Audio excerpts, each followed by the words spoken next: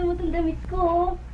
Binili ito ng nanay na magitan ng mga gulay na inaani niya sa duluhan. Ang bait-bait ng nanay, eh. Maganda.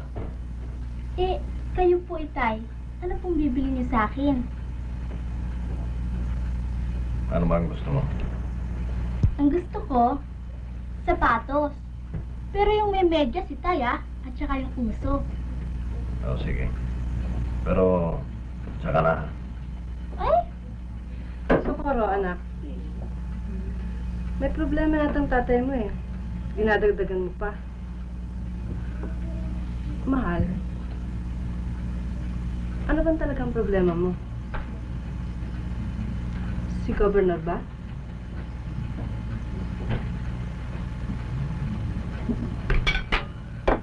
Ikaw lang kasi eh.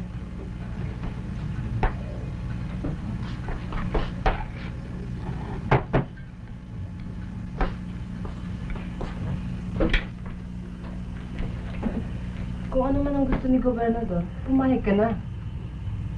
Pumayag. Eh, para po magkaroon tayo ng maraming pera.